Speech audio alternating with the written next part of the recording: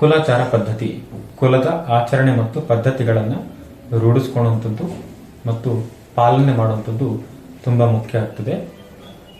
ಯಾವುದೇ ಕುಲ ಆಗಿರ್ಬೋದು, ಬ್ರಾಹ್ಮಣ ಆಗಿರ್ಬೋದು, ಜಂಗಮ ಆಗಿರ್ಬೋದು, ಕುಂಬಾರ ಆಗಿರ್ಬೋದು, ಅಡಪರ ಆಗಿರ್ಬೋದು, ಕಮ್ಮಾರ ಆಗಿರ್ಬೋದು, ತಮ್ಮ ತಮ್ಮ ಪದ್ಧತಿಗಳನ್ನು ರೂಢಿಸ್ಕೊಳ್ಳುವಂಥದ್ದು ಮುಖ್ಯ. ಬ್ರಾಹ್ಮಣ ಅಂತ ಬಂದರೆ ದಿನನಿತ್ಯ ಸಂಧ್ಯಾ ವಂದನೆ ಮಾಡುವಂಥದ್ದು, ನಿತ್ಯ ಮಂತ್ರ ಅನುಷ್ಠಾನವನ್ನು ಇಟ್ಕೊಳ್ಳುವಂಥದ್ದು. ಜಂಗಮ ಅಂತ ಬಂದರೆ ದಿನನಿತ್ಯ ಶಿವಪೂಜೆಯನ್ನು ಮಾಡುವಂಥದ್ದು, ಮಂತ್ರ ಜಪಗಳನ್ನು ಇಟ್ಕೊಳ್ಳುವಂಥದ್ದು. ಕುಂಬಾರ ಅಂತ ಬಂದರೆ ಮಡಿಕೆಗಳನ್ನು ಮಾಡುವಂಥದ್ದು.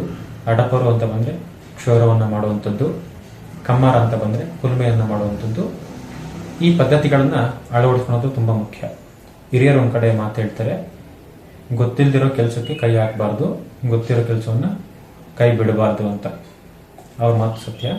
ಅದೇ ರೀತಿ ನಾವು ಯಾವುದೇ ವೃತ್ತಿ ಆಗಿರ್ಬೋದು, ಡಾಕ್ಟರ್ ಆಗಿರ್ಬೋದು, ಅಡ್ವೊಕೇಟ್ ಆಗಿರ್ಬೋದು, ಪೊಲೀಸ್ ಆಗಿರ್ಬೋದು, ಟೀಚರ್ ಆಗಿರ್ಬೋದು, ನಮ್ಮ ವೃತ್ತಿ ಜೀವನದ ಜೊತೆ ನಮ್ಮ ಕುಲಾಚಾರ ಪದ್ಧತಿಯನ್ನು ಕೂಡ ನಾವು ಸರಿದೂಗಿಸ್ಕೊಂಡು ಹೋಗುವಂಥದ್ದನ್ನ ಕಲ್ತಿರಬೇಕು.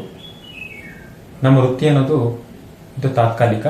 ಅಲ್ಲಿ ನಾವು ಸಮಸ್ಯೆಗಳನ್ನು ಎದುರಿಸ್ಬೋದು, ಡಿಸ್ಮಿಸ್ ಆಗ್ಬೋದು, ಫೈರ್ ಆಗ್ಬೋದು, ಅಥವಾ ಇಂತಿಷ್ಟು ಏಜ್ ಆದಮೇಲೆ ನಾವು ನಿವೃತ್ತಿಯನ್ನು ಪಡಿಬೇಕು. ಆದರೆ ಕುಲಾಚಾರ ಪದ್ಧತಿ ಅನ್ನೋದು ನಾವು ಇರೋವರೆಗೂ, ನಮ್ಮಲ್ಲಿ ಶಕ್ತಿ ಸಾಮರ್ಥ್ಯ ಇರೋವರೆಗೂ ನಮ್ಮ ಜೊತೆ ಇರೋವಂಥದ್ದು. ಹಾಗಾಗಿ ಅದನ್ನು ರೂಢಿಸ್ಕೊಳ್ಳುವಂಥದ್ದು ತುಂಬ ಮುಖ್ಯ ಆಗ್ತದೆ. ಧನ್ಯವಾದಗಳು.